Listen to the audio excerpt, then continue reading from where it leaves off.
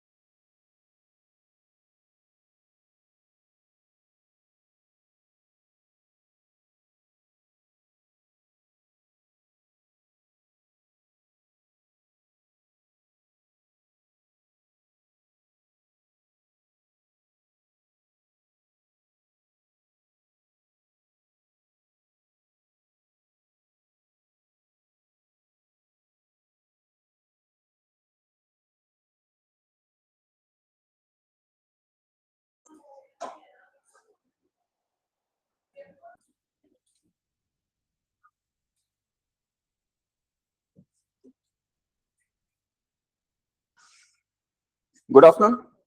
Welcome to PLUTUS IAS. So this is your Murali Chavala, your history faculty. Right. So today we'll discuss the prelims paper which was held in today's morning GS paper. So I hope all of you have done well. So and I wish all the best for you ahead. So actually, looking at the paper of today's UPSC Prelims paper, so it was like a mixed bag. So we have a mix of factual questions, a lot of analytical questions, many statement-based questions, assertion-based questions, right? So we'll see the history questions. So here we'll be discussing from set D, right? So coming to history, in fact, as I already mentioned many times, every time in the class, history makes or breaks the prelims examination. So that's happened same in this year as well. So because in this year we have 21 questions out of 100 from history itself. So that itself signifies the importance of history in UPSC prelims and as well as mains as well. But here we're discussing about prelims. We have 21 questions out of 100 questions only from history itself. That includes ancient, medieval, modern, and art and culture. So here in this year's papers, UPSC have focused more on ancient and art and culture. And the significantly the questions from medieval, modern India have reduced a little bit. And as well as questions from medieval also reduced a little bit. So they focused more on ancient and art and culture segments, right? So, and coming to the nature of questions also, like it's a mixed bag. Like we have one-liner questions as well. We have statement questions, and we have statements were given, and as well as they have given supportive statements and asking you to analyze those statements which supports the above given statements. It's like lengthy questions, kind of lengthy questions where there were two or three statements given above, and again they have given three statements below, and they have given the options asking you to answer which of the following statements supports the above given statements. Okay, so this type of questions have been given. So let us see. It's not though the paper was lengthy. Coming to history, though the paper was lengthy, but the questions were solvable in nature because if you have a basic understanding, some concepts, if you have deep understanding, then you can answer these questions actually. Okay, so let us go into the questions actually. So here we are discussing about the set D, right? So you can see the other sets also, but if you have set D in your hand, that would be more easy. So set D starts from history only. So we are talking about question number 1. So it is an assertion based question. So the statements were, consider the following assertion: in the Pleistocene period, either the Yamuna once flowed into Indus or Sutlej flowed into Yamuna, and one major tributary of either, that is Yamuna or Sutlej, had shifted from the Ganga to the Indus or Indus to the Ganga. Okay, so that's the question. I'm reading the statement again. In the Pleistocene period, either Yamuna once flowed into Indus or Satluj flowed into Yamuna, and one major tributary of either these two rivers had shifted from Ganga to the Indus or Indus to Ganga, right? So that's your statement. And coming to the options given, like the Nadi Sukta of the, so actually we have to analyze these three statements which supports the above given information. So that's the question actually. So Nadi Sukta of Rigveda, explorations of Satluj and Yamuna by Robert Bruce Foote, the presence of the same species of dolphins in both the Indus and Ganga river systems. Okay, so UPSC have given three options, and based on these three, you should analyze or you should identify which of these statements which of these statements supports the above given information. So this is the information, these are the statements. Okay, so let us see them. So here, see actually, so answer will be D, that is only 3, because if you see Nadi Sukta refers to different rivers, like it mentions about Yamuna, it mentions about Satluj, it mentions about Saraswati in an order from east to west. So it also links those rivers. But here talking about the geomorphological or scientific information regarding the linking of rivers, so that was not clearly understood from Nadi Sukta of Rigveda, which is Nadi Sukta, that is the 10th mandala of Rigveda. Whereas coming to second, the explorations of Satluj and Yamuna by Robert Bruce Foote. As we already knew that Robert Bruce Foote was considered as father of prehistoric period. So he have given various analysis and deep exploration about India's Stone Age. He also have mentioned to this, but he did not have given any scientific information regarding the linking of rivers or flow of rivers in the Pleistocene period. Okay, so what is left? The presence of same species of dolphins in the Indus and Ganga river systems. So if you knew the current context, we have dolphins in Indus and we have dolphins in Ganga as well. So dolphins in Indus we consider as Indus dolphin and Ganga Gangetic dolphin. So the presence of dolphin in these two different river systems indicates what? That probably these two have a link with each other once upon a time, which got separated over the course of time. So that's why we can say this statement actually suits to the above given information. So answer would be D, that is 3. That is the presence of river species, that is dolphins, in both in the system and Gangetic system, right? So that is your first question. Coming to second question. So as I mentioned many times, like UPSC always every year ask at least one question from either Buddhism or Jainism. So here in this year, UPSC have asked question from both Buddhism and both Jainism. Okay, so first we'll see the question from Buddhism. What does an empty seat represent in early Buddhist iconography? So as you know, Buddha or Buddha's life events were represented by various symbols. So right from the birth of Buddha till the death of Buddha represents various symbols. The events of Buddha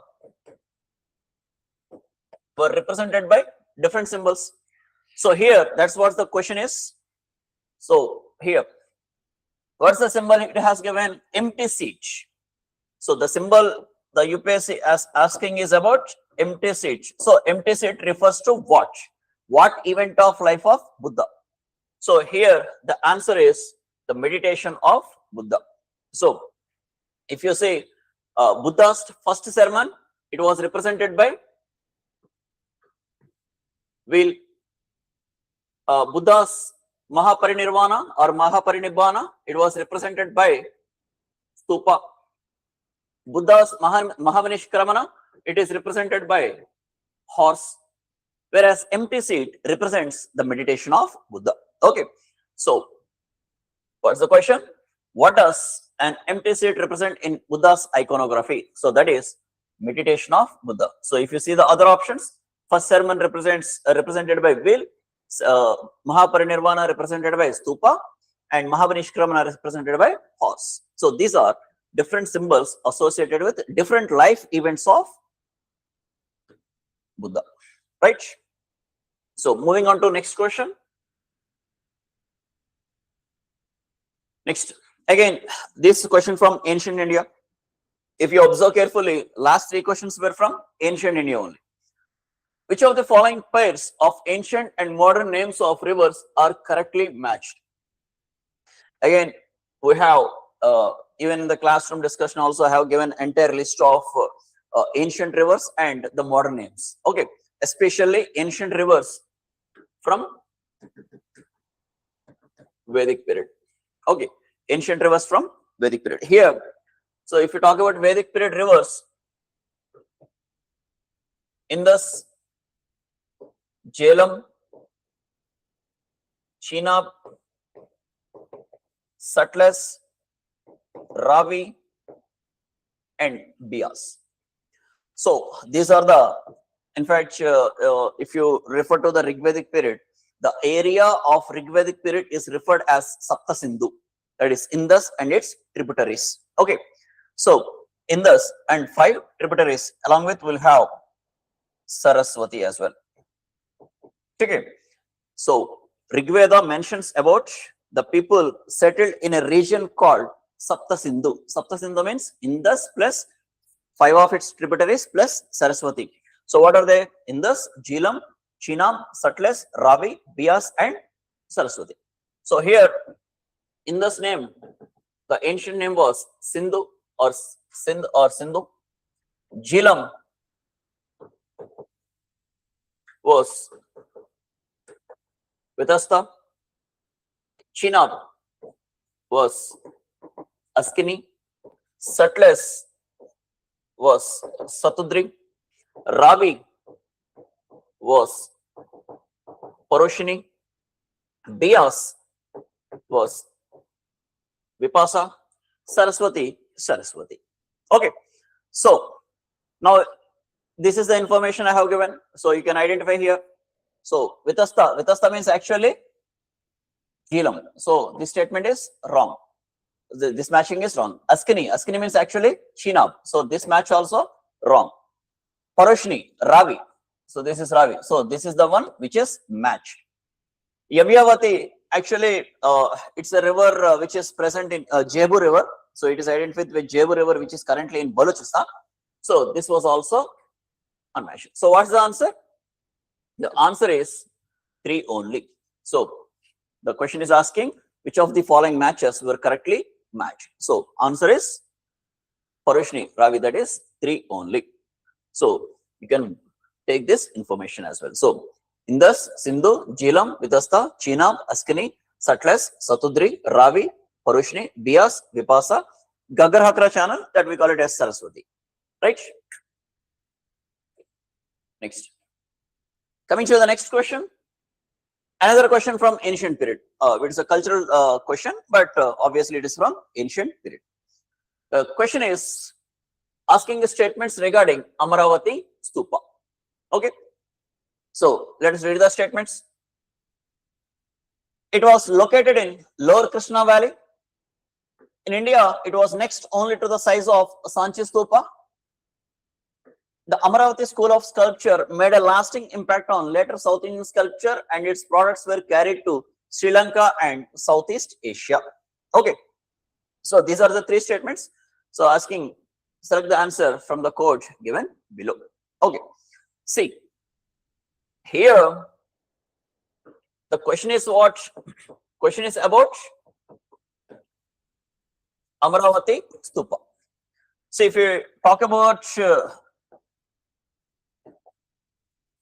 sculptural art or architecture under Buddhism, so we have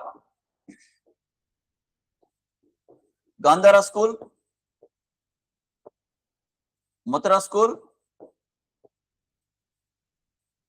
and Amaravati school.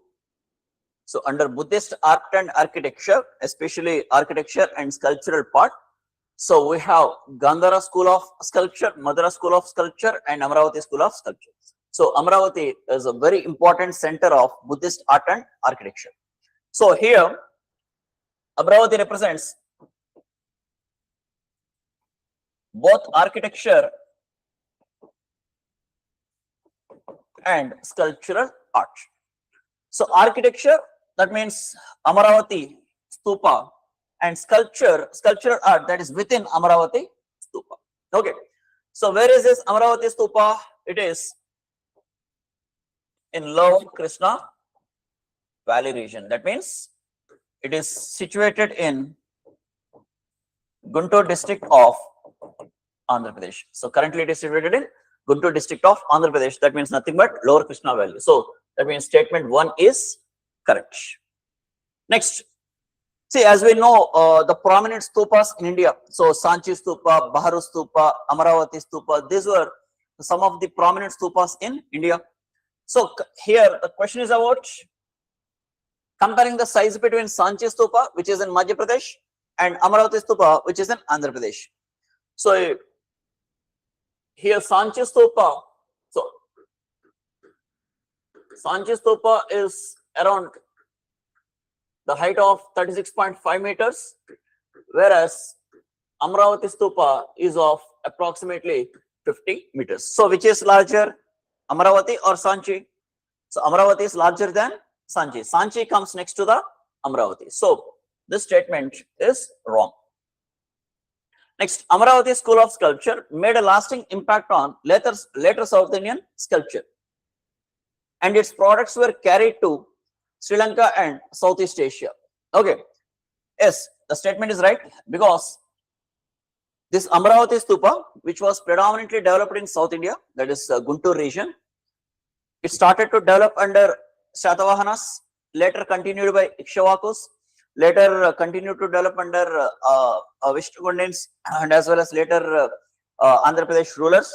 And from Andhra Pradesh, it spread to other parts, especially it spread to Sri Lanka, and then it spread to Southeast Asia.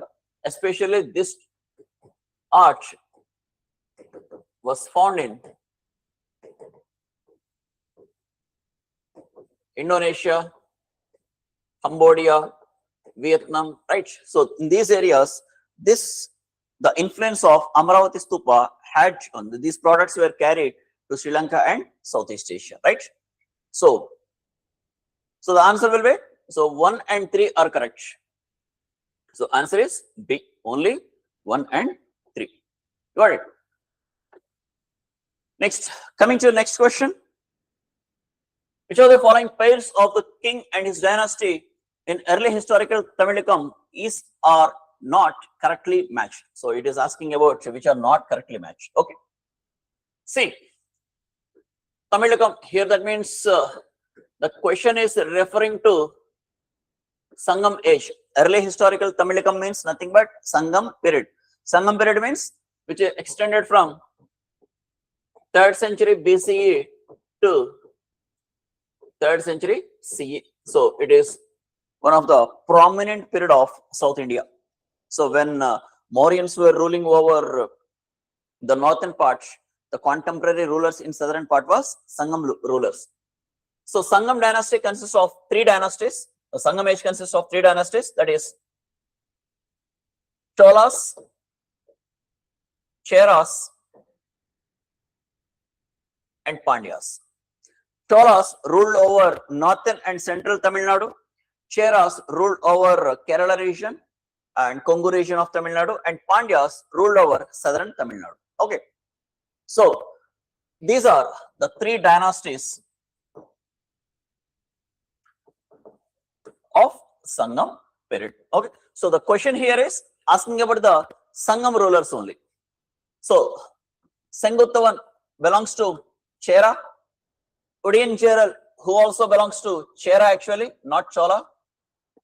And Nindunjelian, who actually belongs to Pandyas. So what is incorrectly matched? It was Udiyincheral, who was a Chera ruler. So Udiyincheral was very important ruler who also known to be the one of the earliest founders of Chera dynasty, who also fought a battle with Cholas, that is in the Battle of Vinni. Okay, so what is not matched? Option 2 is not matched. So answer is only B, that is 2 only. Okay. Next, coming to question number 6. Again, now it is a question from modern India, that is Indian national movement. Which of the following factors contributed to the formation of forward bloc by Subhash Chandra Bose in 1939?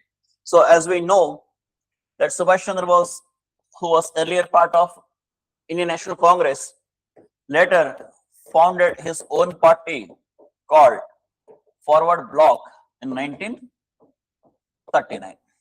Okay, so let us see. So the question is, which of the following factors contributed to? That means, which of the what factors contributed Subhash Chandra Bose to form a new party called Forward Bloc in 1939? So let us see them. Let's see the options. Bose failed to win the confidence of Mahatma Gandhi. So the statement is right or wrong? It is right actually, because if you see, Subhash Chandra Bose presided 1938 and 1939 session of Congress. Okay.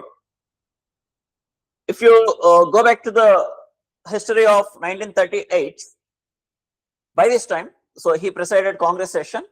But coming to 1939 session, Subhash Chandra Bose was more interested in radical politics rather than Gandhian conservative politics actually. Gandhi was more interested in carrying the Indian national movement in the form of Satyagraha, where Subhash Chandra Bose wanted to carry a more mass movement, a more radical movement. So which was opposed by Gandhi actually. By this time, by the time of 1938-39, gradually there was a rift started to appear between Subhash Chandra Bose and the Congress actually. Okay, especially in 1938 when he was in 1939 when he was elected as president, he started taking some of the decisions independently by carrying like some movements in Bengal, which was not actually ordered by Congress, or these decisions were not taken as a resolution in the Congress sessions, right? So this created a gap between Congress and Bose. And at the same time, even before 1939 elections, Gandhi did not like Bose to become the president again. So that's why Gandhi proposed candidate Pattabi Sitaramaya as a candidate for INC session. Okay. So if you observe carefully here, when it comes to the 1939 elections, Gandhi did not wanted Bose to become the president of INC session. That's why Gandhi proposed his own loyal member, that is Pattabi Sitaramaya, as a president. So in this election, Bose defeated Pattabi Sitaramaya and became the president of INC. So that's the statement here. So Bose failed to win the confidence of Mahatma Gandhi. So obviously, Gandhi proposing Pattabi Sitaramaya means that is Gandhi not supporting Bose in 1939 elections, right? So that is one reason. So the statement is right. The Congress left was disunited and failed to support Bose. Yes, the Congress left also, it was like a fragmented left. So especially if we talk about socialist parties or socialists within Congress or some other left supporters, they were not disunited, they were fragmented in nature. So they also failed to support Bose comprehensively, right? Communists did not support Bose in his endeavors. So this statement is wrong actually. So this is not, though actually Bose had some of its differences with his own communists as well, or most of the communists did not favor Bose activities, but that is not the reason for formation of Forward Bloc. Supporters of M.N. Roy and Jayaprakash Narayan preferred Congress unity to supporting Bose. In fact, M.N. Roy and even socialist leader like Jayaprakash Narayan supported Congress as a united body to carry the Indian national movement forward rather than Bose actually. So this is also one reason for formation of Forward Bloc. So the option 1, statement 1, 2 and 4. So answer is B. So only statement 1, 2 and 4 were the right answers. Next, coming to 7, consider the following statements regarding the British policy in our. So another modern question from modern India. Okay. So consider the following statements regarding British policy in Awadh immediately after its annexation in 1856. Okay. So as you know, Awadh was annexed under Doctrine of Lapse policy in 1856 by Lord Dalhousie. So why it was annexed, though it was though it does not suit the conditions under Doctrine of Lapse, but still by giving the reasons like maladministration, corruption, so Awadh was annexed finally in 1856 under Doctrine of Lapse by Lord Dalhousie. Okay, so after that, so let us see the statements. So what they have done: the talukdars were dispossessed of their estates but allowed to retain their arms and forts. See, the question is, the statement here, the first statement is wrong, because British will never allow the talukdars, right? The talukdars, local landlords, local powerful men, so they never allow them to retain their forts and arms, because obviously allowing them to retain their fort and arms, which is actually threat to British. So why would they allow? So that's why it is wrong. So actually what they did, the British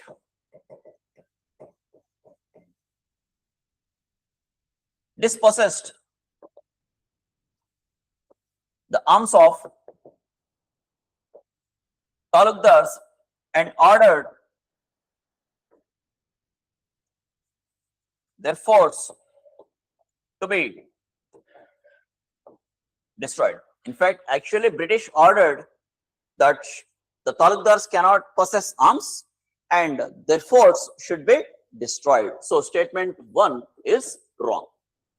Next, the summary revenue settlement was made in 1856, assuming that the talukdars were outsiders.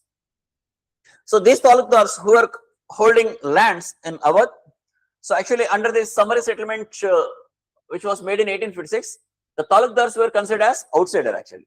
Yes, the statement is right here, because now once Awadh was annexed, now British got control over Awadh's revenue. Right, now they can collect the revenue directly from the peasants. Okay, that's one thing. Here, now they have to get rid of talukdars. So that's what the British did under this summary revenue settlement. The talukdars were recognized as outsiders. Okay, recognized as outsiders means that they don't hold any hereditary right of land in Awadh. Okay, so what does that indicate? That these talukdars have no hereditary land rights in Awadh, so they were considered as outsiders. So the statement is right here. And after removing these talukdars, you can subsequent statement you can see here, the British believed in taking revenue directly from the peasants by removing talukdars. So once talukdars were removed, the British started to collect the revenue directly from the peasants or the village community. Okay, so the statement 3 is right. I'm repeating again. The talukdars were dispossessed of their arms and their forts were destroyed, and talukdars were removed and considered as outsiders because they don't hold any hereditary land rights. And now once talukdars were removed, the British started collecting revenue from peasants or village community. So statement 2 and 3 are correct. So answer will be A. So only 2 and 3. Next, another question from modern India. Consider the following assertion, again assertion type question. The genesis of political alliances based on community lay in the very nature of the Montagu-Chelmsford reforms 1919. So the question is about Montagu-Chelmsford reforms. So this is the assertion. What is the assertion? The genesis of political alliances based on community lay in the very nature of Montagu-Chelmsford reforms. So here let us see the statements that supports this given information. Reforms retained and extended the principle of separate electorate. So here we are talking about separate electorate. Separate electorate we have already seen. See, separate electorate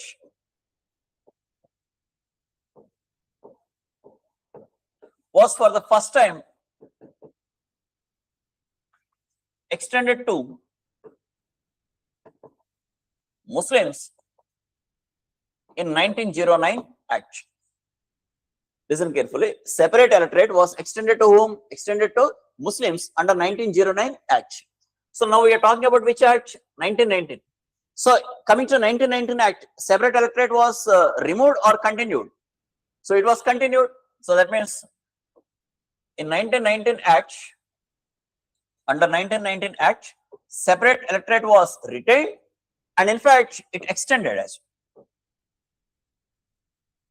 Extended to whom? Along with Muslims, it was extended to 6 Anglo-Indians, Indian Christians,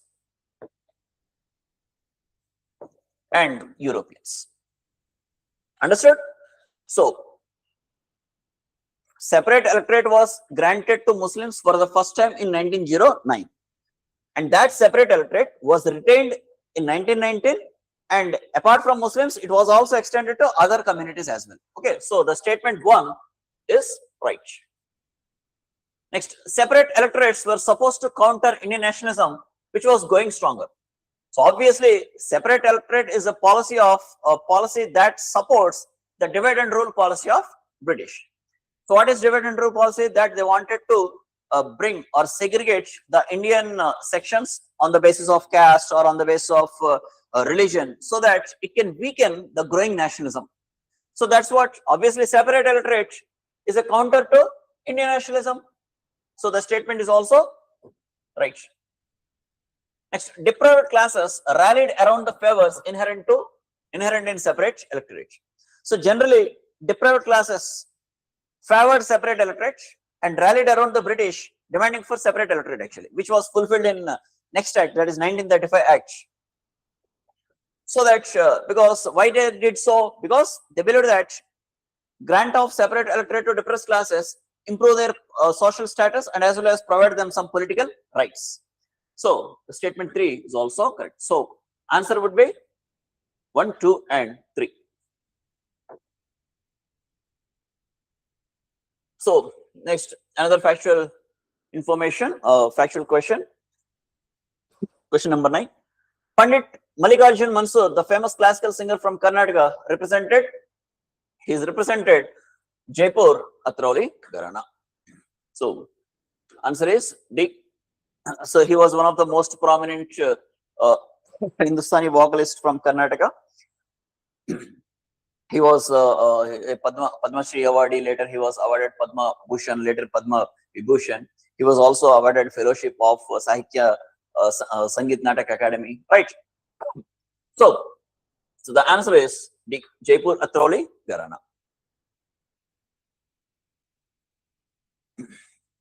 Next, question number 10. In which one among the following texts does the term Kshetrapatni originate? See, basically Kshetrapatni, Dharmapatni. So these are terms associated with women. Okay, so like mistress of the field. So generally representing to woman, and Kshetra, land. Kshetra means land. So Kshetrapatni, that is if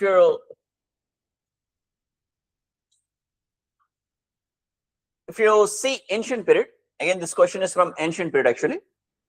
If you see ancient period, we refer crown lands as Sita lands. The term Sita lands originated from Kshetrapatni, and the term Kshetrapatni originates from Rigveda. So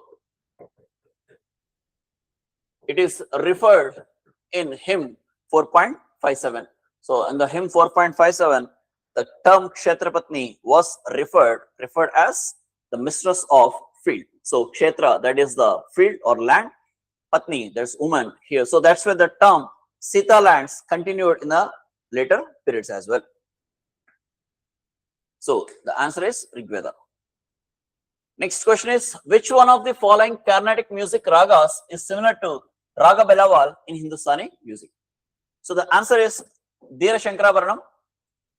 See here. See, if you talk about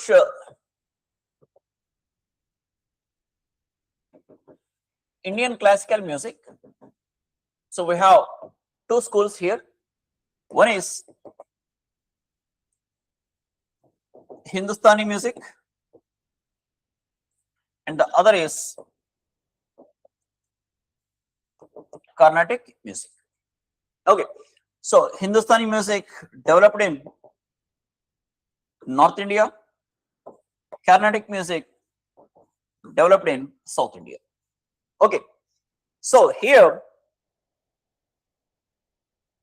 though they developed as two different schools, here Hindustani more influenced by outside external influence, Carnatic was more indigenous in development, but at the same time, both Hindustani music and Carnatic music had also various similarities as well. Okay, so here the question is,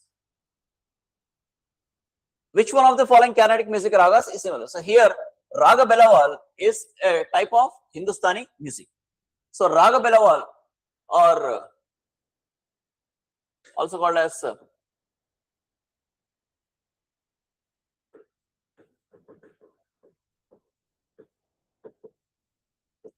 Bilawal Taj, is related to Dheera Shankarabharanam. So Dheera Shankarabharanam is a form of Carnatic music.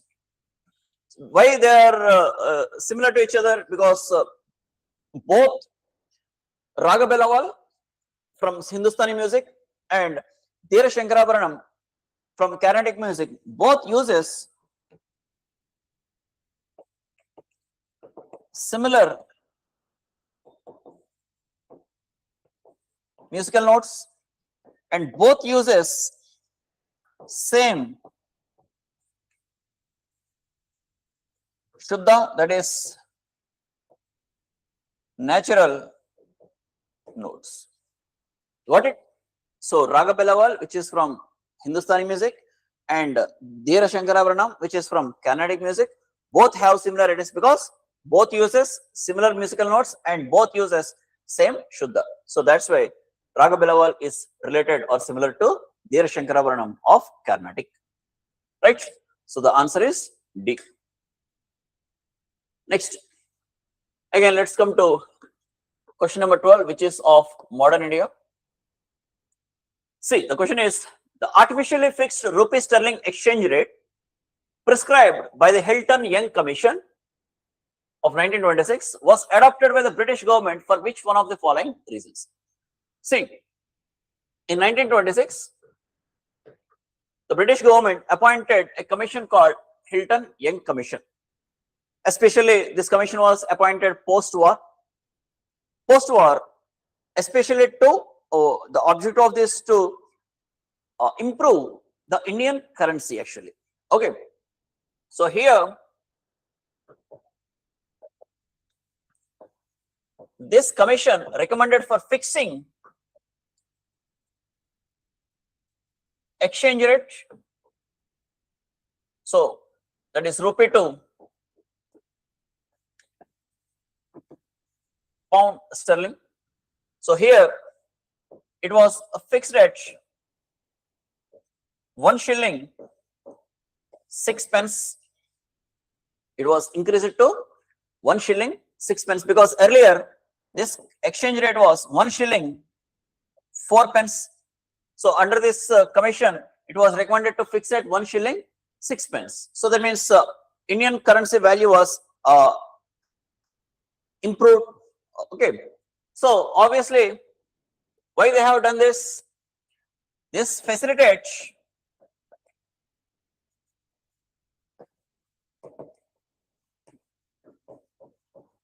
the British in home charges. Home charges means the British payments towards the officials and the staff, their salaries, their pensions, and as well as interest on debt, right? So these are the this forms the part of home charges. So certainly high valuating the Indian rupee to pound sterling ratio facilitates the British to pay less in Indian rupee, especially in the form of home charges. So that is one thing. It is also to stabilize Indian currency as well, especially post World War I. So that's why we can say it helps in aiding the flow of remittances, that is remittances from India to Britain, and maintaining India's credit worthiness. So the answer is A. Next, another ancient question. The Pali text contains the first definite references to coins. So as we have seen, the terms like kahapana, nikka, niksha, kamsa, kakanika, these are all terms related to coins. So the second statement, the literary evidence from Pali text is corroborated by archaeological evidence of Panchmakar coins. So from many sides, see what the statements are saying. We have many Pali text refers to different terms called coins, and apart from that, we have also evidence of Panchmakar coins. So in ancient period, we have literary text referring to coins and availability of the physical form of coins. What does that indicate? That indicates that emergence of urban life. So certainly, if coins were prevalently used, that indicates what? The economy was more urban. Transition to money economy. So usage of coins means beginning of the barter system was changed to exchange system. So that is transition to money economy. What transition? Barter system to currency exchange system, that is in the form of coin. So statement 1 and statement 2 both supports the given information above. So the answer will be C, both 1 and 2. Next, coming to the question number 14, which of the following temples have or has a Nagara style of shikara? So as you know, the temple features consist of shikara, kalasa, amalaka, mandapa, and so on. So shikara means the pyramidal portion, kalasa the stupika, amalaka the octagonal cupola or disc, and mandapa an assembly hall. Okay. So UPSC have a habit of asking questions from temples always every year. So here also they have given the question here. Melgoti temple from Badami, Hachimaligodi temple from Aihole, Dashavatara temple from Diogar, Virupaksha temple from Patadakal. So these are the examples of temples, and the question is, which of the temples, these temples have a Nagara style of shikara? Actually, if you see the temples, Melgoti temple is under Chalukyas, Hachimaligodi temple is also under Chalukyas, Dashavatara temple is under Guptas, and Virupaksha temple is also under Chalukyas. So Melgoti temple developed under Chalukyas is in Vaisara style. Hachimaligodi temple, Aihole, that is also Vaisara style. Dashavatara temple under Guptas is built under Nagara style, and Virupaksha temple again from Chalukyas under Vaisara style. So the answer will be only Dashavatara temple, which is built under Guptas under Nagara style. So it will have a Nagara style of shikara. So the answer is only 3. That is C. Right. Next, coming to another ancient question. As I mentioned earlier, question is from Buddhism. Now the question is from Jainism. Among the 4 main forms of existence of life recognized by Jainism, which one of the following is not included? Say, under Jainism, we have 4 forms of existence, that is Deva, Manushya, Triyancha, and Naraki. So these are 4 forms of existence which were recognized by Jainism. So if you see here, Deva and Manushya, that is humans, Triyancha, that is plants. What is left? What is not provided in the options? That is Narki. So this is not recognized as existence of life. So this is the answer. So Yaksha was not recognized by Jainism. So Jainism recognized only Deva, that is gods, Manushya, that is humans, Triyancha, that is plants and animals, and Naraki, that is hell beings. So these four were recognized as different forms of existence for transmigration of soul based on the previous karma. So the answer will be B. Next, another ancient question. Halisalasya painting in the Bak cave represents. So, art and culture question from ancient times. Halisalasya painting in the Bak cave represents what? Options: joyous folk dance, Buddha in meditative pose, the depiction of Shiva and Parvati on Kailasha, and Samudra Manthan. So the option is A, because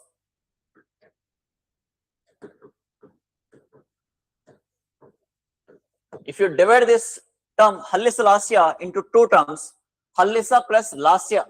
Basically, if you have basic understanding of art and culture, the term Lasya refers to dance. The term Lasya refers to dance. Which dance? It refers to a graceful dance. So here, if you talk about dance forms in India, so dance forms were associated with two terms here. One is Tandava and other is Lasya. Tandava is a male form or masculine dance. Lasya is a feminine dance, which is graceful and joyful dance. So which actually represented in many of mural paintings of Bak caves, which are in Madhya Pradesh. Especially here, cave number 4 refers to the mural paintings, and these mural paintings consist of one painting, that is Halisalasya, which refers to graceful dance. So the option is A. Answer is A. Right? Coming to the next question. Another question from ancient period only. Consider the following statements relating to the use of place value system in India. See, place value system is, here we are referring to mathematics. So this system is related to mathematics. That is, place value system means zeros, tens, hundreds, thousands. So this is order, like for suppose 3000, zeros, tens, hundreds, thousands. Okay, so this is called as place value system, which was actually popularized in India and spread to rest of the world.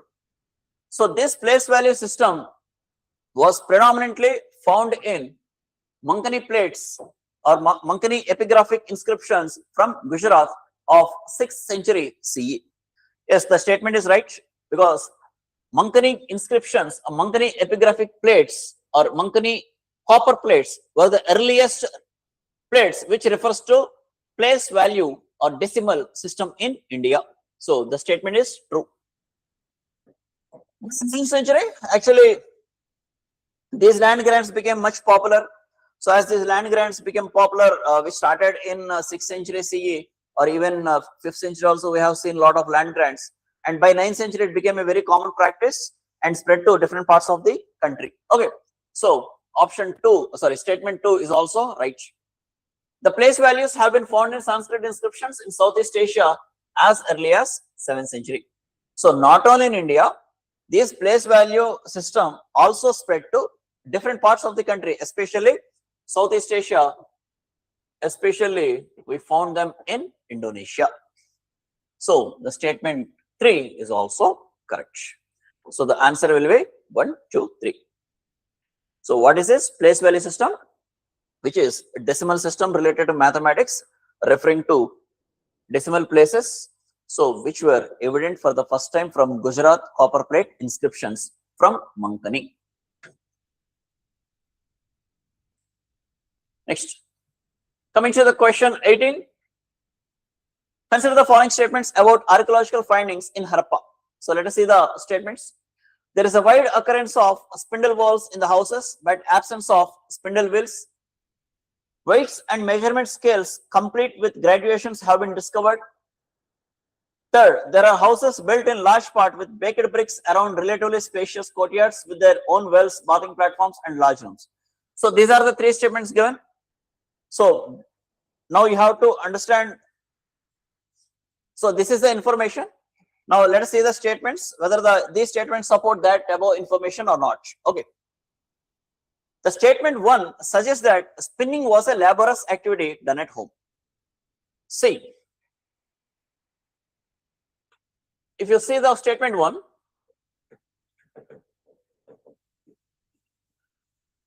these spindle wheels were found across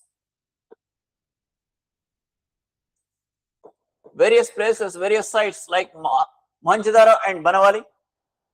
And see, we don't have information on spinning wheels. Spinning wheels were absent, but spindle wheels were largely present from Mohenjo-daro and Banawali. What does that indicate? Since we don't have spinning wheel, so spinning has to be done manually. Spinning to be done manually means it's a more laborious activity. So that's why, does the statement 1 right or wrong? Statement 1 says that spinning was a laborious activity mostly done at home. It's not an industrial activity. It was mostly a home activity which was carried by people of Mohenjo-daro and Banawali. So since it was done manually, it was a laborious activity. So statement 1 is right. Statement 2 says that the extent of scientific knowledge that Harappans possessed. So what is the statement? Weights and measures. Again, if you see Harappan people, Harappan civilization, they maintained a standard system. They maintained a uniform system in measurements, uniform system in bricks, weights, right? In every aspect, they have maintained a uniform system with equal ratio. So maintaining such uniform system indicates what?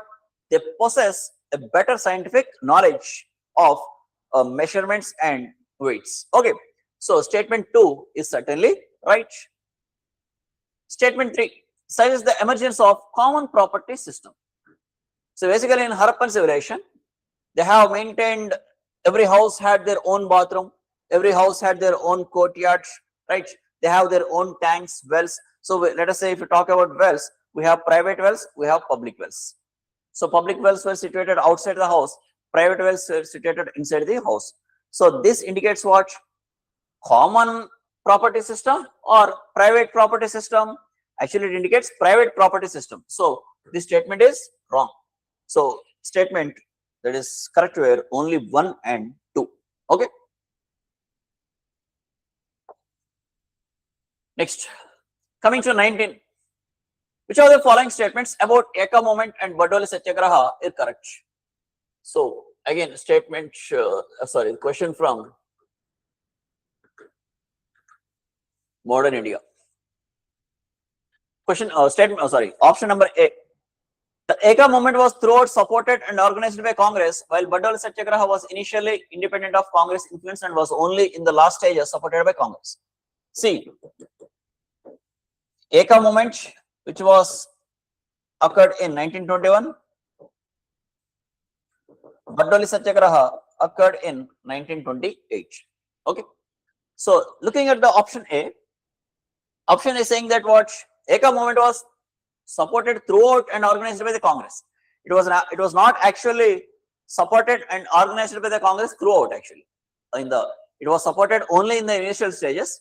Later, it was taken over by peasant leaders. Okay, so the first part of statement is wrong.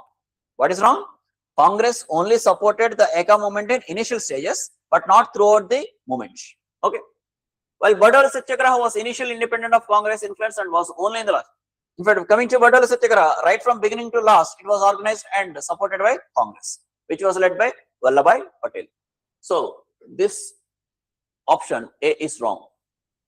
Eka movement was provided leadership by Talukdars of Awadh, whereas Bardoli Satyagraha was a movement of landless laborers. Again, this is wrong because Eka movement was led by whom? Peasant leaders in Awadh, especially Madari Pasi.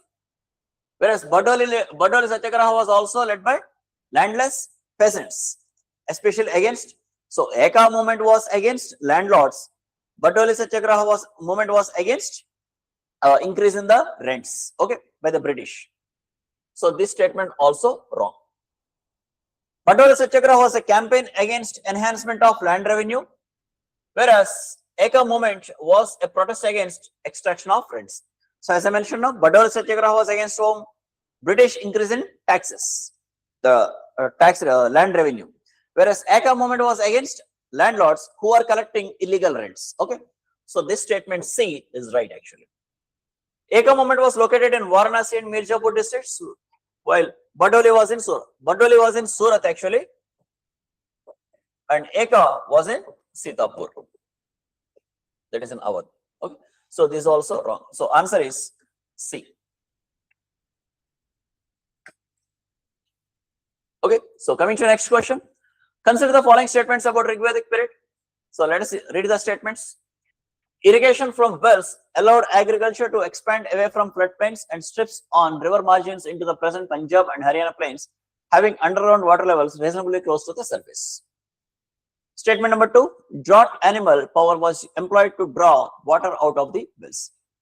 So let us see the statements. So let's see the statements given here. So there is evidence in the Rig Veda of use of Ashma Chakra and Ahava to draw water. Actually, this statement is right because Rig Veda refers to two terms here. One is Ashma Chakra and the other is Ahava. Ashma Chakra means it's a stone pulley. Ahava is a wooden pail or wooden bucket. Okay, Ahava means wooden bucket. Ashma Chakra is a pulley. So there will be a stone pulley, and to the end of the rope there will be a bucket, and that bucket draws water, and this pulley, across this pulley the bucket is drawn with the help of threads. Okay, rope actually. And how this rope was pulled? This rope was pulled by draught animal like ox, bulls, etc. So that's the second statement. So that is what here, draught animal was employed to drop the water. So this statement is right actually. Mention has been made in the Rig Veda use of implements like Parashu and Datra or Kulisha and Sreni. So actually yes. So as you know, Rigvedic people in Rig Veda, agriculture got started, though they predominantly practiced pastoralism. Agriculture was prevalent. We have references to various agricultural implements, right? Especially two prominent implements from Rig Veda are sickle and axe. Okay, so the terms Parashu and Kulisha refers to axe, and Datra and Sreni refers to sickle. The statement is right. There is a history of use of ox even before Rig Veda for ploughing the land and pulling the carts. See, pulling the carts or ploughing the land by oxen or draught animal is not just specific to Rig Veda. In fact, we have various evidences. If you go back to Chalcolithic period, if you go back to Harappan period, we have references to draught animal, that is ox or bulls, pulling the carts or ploughing the land. We have references to, we have evidences from Chalcolithic period and Harappan civilization as well. So that means even before Rig Veda, it goes back to thousands of years before, right? So the statement is right. So answer will be B, that is all statements are true. Right, coming to the last question, which one of the following statements with regard to the Moidams built by Thai Ahom Kingdom and inscribed as a World Heritage Site by UNESCO? See, here Moidams are nothing but burial mounds. Moidams are nothing. Burial mounds of whom? Burial mounds of or burial sites of or mound of earth of which consists of relics of kings, soldiers, right, and even horses, elephants which supported in the army, and even sometimes servants, queens. So they consist. So these are burial mounds which consist of the relics of these different categories like kings, soldiers, queens, servants, animals, horses, elephants, right? So these are not army fortresses.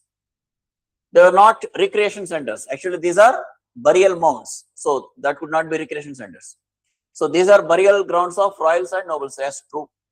There were battle drill centers of, no, these are not battle drill centers. So the option is only 3. So answer is C. Because actually these sites were highly revered by the coming generations. So especially as a token of respect towards their ancestors. Okay. So these are the questions from history section of UPSC Prelims paper 2026. Okay. So as we have seen in the discussion, it's a mix. So mostly the questions are from ancient period and modern period. So with more emphasis on ancient, especially art and culture, right? And the weightage of history was also very high this year. So as I said already and many times in my classes that every time UPSC maintains a basic average weightage to history. That is, you will get at least 16 to 20 questions. And this year we got 21 questions from history itself, right? So that means more than 1/5 of the paper. So that indicates the importance should be given to history. Okay. So I hope you have done well. So just cross check your answers with this. And I wish all the best for the upcoming examinations, right? Thank you.